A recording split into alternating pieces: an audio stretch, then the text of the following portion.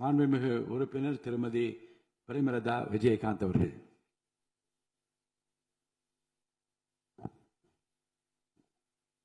சட்டப்பேரவை தலைவர் அவர்களே, முதலமைச்சர் அவர்களே, எதிர்க்கட்சி தலைவர் அவர்களே, இந்த அவையிலே வீற்றிருக்கும் அனைத்து சட்டமன்ற உறுப்பினர்களுக்கும் முதல் கண் வணக்கத்தை தெரிவித்துக் கொள்கிறேன்.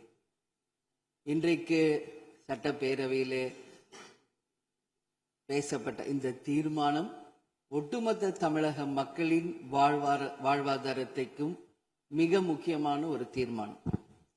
எனவே இதை யாரும் மறுக்கப் போவதும் இல்லை, ஏற்காமல் விடப் போவதும் இல்லை. தமிழ்நாட்டிற்காகவும் தமிழக மக்களின் அத்தனை உரிமைக்காகவும் ஒட்டுமொத்த தமிழகமும் ஒன்றாக தான் இருக்க போகிறோம், அதற்காக போராடப் போகிறோம். ஆனால் நாம் சற்று இதை பற்றி யோசித்தால், சுதந்திரம் வாங்கின காலத்திலிருந்து இன்றைக்கு வரைக்கும் காவேரி பிரச்சனையும் முல்லை பெரியாறு பிரச்சனையும் தமிழக மீனவர்கள் பிரச்சனையும் தொடர்ந்து பேசிக்கொண்டுதான் இருக்கிறோமே ஒழிய எதற்கும் இதுவரைக்கும் நிரந்தரமாக தீர்வு ஏற்பட்டதாக ஒரு வரலாறு இல்லை என்பதை நிச்சயமாக இந்த நேரத்தில் நான் பதிய வைக்க விரும்புகிறேன்.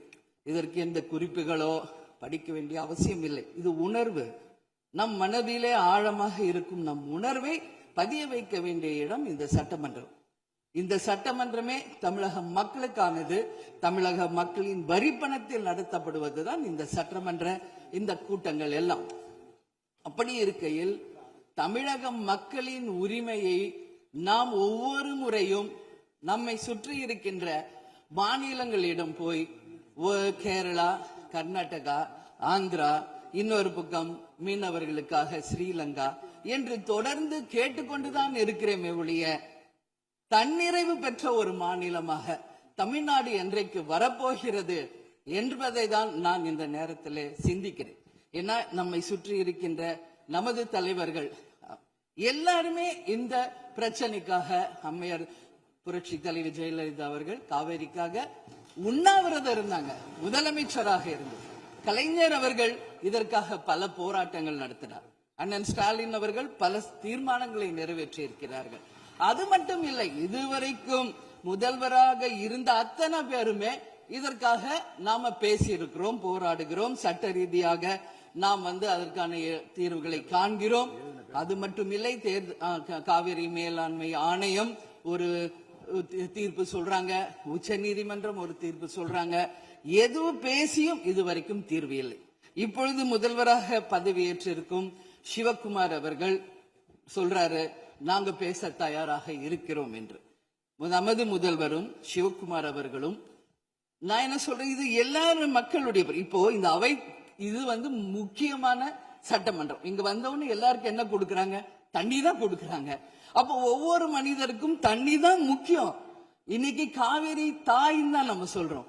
ஒரு தாயின் ஒரு குழந்தைக்கும் எப்படி தாய்ப்பால் இன்றியமையாதோ அது பாருங்க, அத்தனை பேரும், அது விவசாயிகளா இருக்கட்டும், குடிமக்களாக இருக்கட்டும், இங்கு மிக முக்கியமானது குடிதண்ணீர். நீரின்றி அமையாது இவ்வுலகு.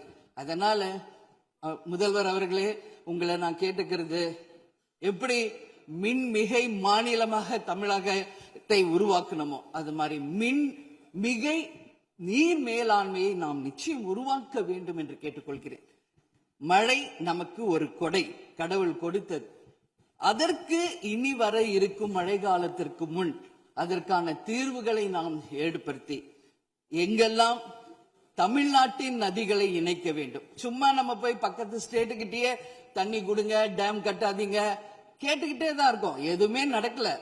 அதனால சொல்றேன், தன்னிறைவு மிக்க மாநிலமாக நம் தமிழ்நாடு உருவாக வேண்டும் என்று மாண்புமிகு முதல்வர் அவர்களை நான் கேட்டுக்கிறேன்.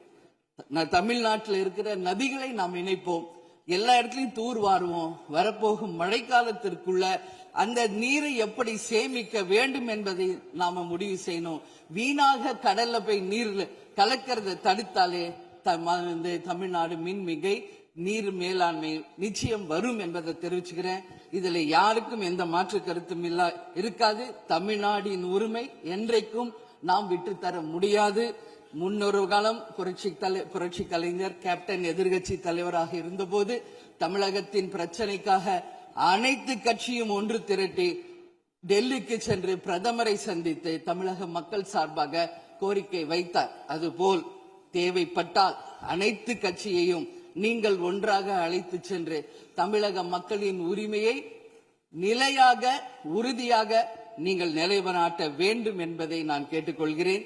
எனவே தேசிய முற்போக்கு திராவிட கழகம் என்றைக்கும் தமிழ்நாட்டின் உரிமைக்காகவும் தமிழக மக்களின் உரிமைக்காகவும் உறுதியாக மேகதாதுவில் அணை கட்டக்கூடாது என்பதிலும் எந்த மாற்று கருத்தும் இல்லை. தீர்மானத்தை வரவேற்கிறேன் என்று கூறி அமர்கிறேன். நன்றி, வணக்கம்.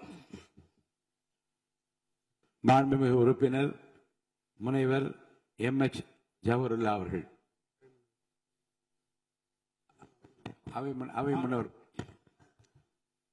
மாண்புமிகு பேரவைத் தலைவர் அவர்களே, மாண்பு உறுப்பினர் அவர்கள் பேசுகிற போது மெத்தன போக்குவரத்து செயல்படக்கூடாது என்று குறிப்பிட்டிருக்கிறார். இது அவை குறிப்பிலே நீக்கப்பட வேண்டும் என்பதை தெரிவித்துக் கொள்கிறேன்.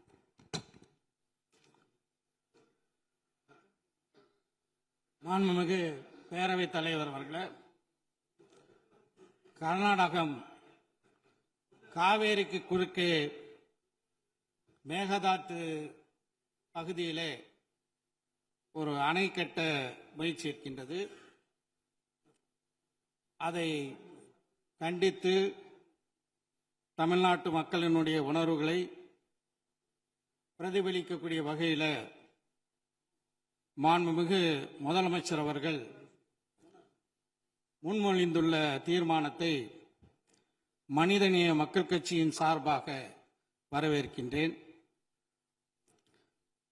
தமிழக விவசாயிகள் தொடர்ந்து, தமிழ்நாடு விவசாயிகள் மட்டுமல்ல, ஒட்டுமொத்த தமிழக மக்களும்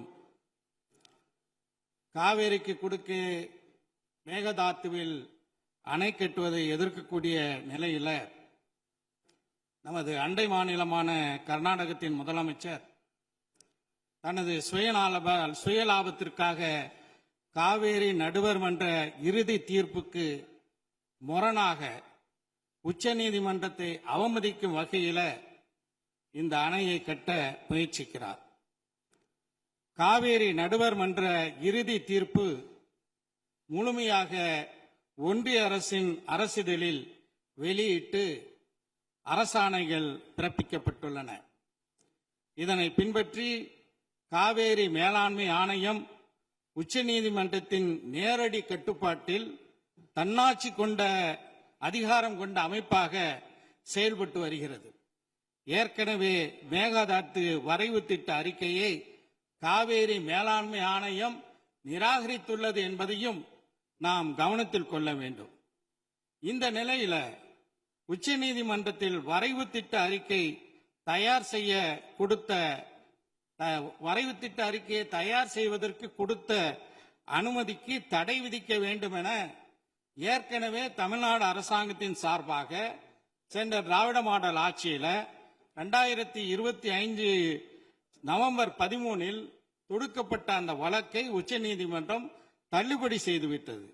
அதே நேரத்தில் மேகதாத்து அணை கட்டுவதற்கு ஆதரவான வகையில் கர்நாடகம் இந்த தீர்ப்பை பயன்படுத்த முடியாது என்றும் உச்சநீதிமன்றம் அந்த வழக்கை தள்ளுபடி செய்யும் போது உறுதியாக தெரிவித்துள்ளது. இந்த நிலையில தான் கர்நாடகத்தின் முதலமைச்சர் மத்திய நீர்வளத்துறை அமைச்சரை சந்தித்து தமிழகம் சார்பில் மேகதாத்துக்கு எதிராக போடப்பட்ட வழக்குகள் முழுமையாக தள்ளுபடி செய்யப்பட்ட நிலையில் எங்களுக்கு உடனடியாக அனுமதி வழங்க வேண்டும் என்ற நீதிமன்ற தீர்ப்பை தனக்கு சாதகமாக தவறான வகையில திசை திருப்ப முயற்சி எடுக்கிறார். மேலும் நீதிமன்றத்தை அவமதிக்கும் வகையில் மத்திய அமைச்சரிடமே கோரிக்கை விடுத்திருப்பது நீதிமன்றத்தை அவமதிக்கும் நடவடிக்கையாக இருக்கின்றது. எனவே நாம் உச்ச நீதிமன்றத்தில் நீதிமன்ற அவமதிப்பு வழக்கு தொடுப்பதற்கு தமிழ்நாடு அரசு நடவடிக்கை எடுக்க வேண்டும் என்று இந்த நேரத்தில் கேட்டுக்கொள்கிறேன். தமிழ்நாட்டில் சென்னை உள்பட 11 மாநகராட்சிகளை உள்ளடக்கிய 32 மாவட்டங்களில் வாழக்கூடிய 5 கோடி மக்களின் குடிநீர் ஆதாரத்தை அபகரிக்கும் நோக்கோடு சுமார் 25 லட்சம் ஏக்கர் விளைநிலங்களை பாலைவனமாக மாற்றும் வகையில் உணவு உற்பத்தியை அடியோடு அளிக்கும் நோக்கத்தோடு விவசாயிகளையும் விவசாய தொழிலாளர்களையும் அகதிகளாக வெளியேற்றும் அடிப்படையோடு கர்நாடகத்தின் முதலமைச்சர் செயல்படுவதை காங்கிரஸ் கட்சி தலைமை உரிய நடவடிக்கை எடுக்க வேண்டும் என்று கேட்டுக்கொள்கிறேன். 60 ஆண்டுகளுக்கு பிறகு தமிழ்நாட்டிற்கு காங்கிரஸ் கட்சி கூட்டணி அமைச்சரவையில் இடம் பெற்றுள்ளது. எனவே கர்நாடகத்தில் காங்கிரஸ் முதலமைச்சராக இருக்கலாம், ஆனால் தமிழ்நாட்டில் இங்க இருக்கக்கூடிய ஆட்சியில காங்கிரஸ் இடம்பெற்று இருக்கக்கூடிய நிலையில ஒரு மாற்றாந்தாய் மனப்பான்மையோடு தமிழ்நாட்டு மக்களை காங்கிரஸ் தலைமை பார்க்க கூடாது. அந்த மாநிலத்தின் காங்கிரஸ் முதலமைச்சரை அழைத்து அவருக்கு தேவையில்லாமல் காவேரி ஆணையத்தினுடைய தீர்ப்புக்கு எதிராக நீங்கள் செயல்படக்கூடாது என்று அறிவுறுத்த வேண்டும் என்று இந்த நேரத்தில் கேட்டுக்கொள்கிறேன். நாகப்பட்டினம் உள்ளிட்ட காவேரி டெல்டா மாவட்டங்கள்ல குறுவை சாகுபடிக்கு 12ஆம் தேதி மேட்டூர் அணை திறக்கப்பட வேண்டும். சென்ற ஆண்டு 6.50 லட்சம் ஏக்கரில் குறுவை சாகுபடி மேற்கொள்ளப்பட்டு திராவிட முன்னேற்ற கழக ஆட்சியில அது ஒரு வரலாற்று சாதனையாக இருந்தது. ஆனா தற்போது மேட்டூர்ல 79 அடி தண்ணீர் மட்டுமே உள்ள நிலையில இந்த காவேரி மேலாண்மை ஆணையத்தின் கூட்டத்தில் 19 டிஎம்சி தண்ணீரை கர்நாடகம் விடுவிக்க வேண்டும் என்று மேலாண்மை ஆணையம் கூறிவிட்டது, உத்தரவிட்டுள்ளது. ஆனா அதோடு தன்னுடைய கடமை முடிந்துவிட்டது என்று காவேரி ஆணையம் நினைக்க கூடாது. ஒழுங்காக சரியான முறையில் அந்த நீர் நமக்கு வருவதற்காக நடவடிக்கை எடுக்க வேண்டும். எனக்கு முன்னர் உரையாற்றிய நம்முடைய சிபிஐ கட்சியினுடைய உறுப்பினர் மாண்புமிகு ராமச்சந்திரன் அவர்கள் குறிப்பிட்டது போல தமிழ்நாட்டினுடைய முதலமைச்சர் அவர்கள் இது குறித்து அனைத்து கட்சி கூட்டத்தை நடத்தி நேரடியாக நாம் பிரதமர் அவர்களை டெல்லியிலே சந்தித்து தமிழ்நாட்டு மக்களுடைய உணர்வுகளை, தமிழக சட்டமன்றத்தின் இந்த தீர்மானத்தினுடைய உணர்வுகளை எல்லாம் எடுத்துரைத்து காவேரியில் நமக்குள்ள உரிமையை நிலைநாட்டுவதற்கு உறுதியாக இருக்க வேண்டும். நிச்சயமாக இந்த விஷயத்தில் நாங்கள் அனைவரும் இந்த அரசுக்கு உறுதுணையாக இருப்போம் என்று சொல்லி விடைபெறுகின்றேன். நன்றி.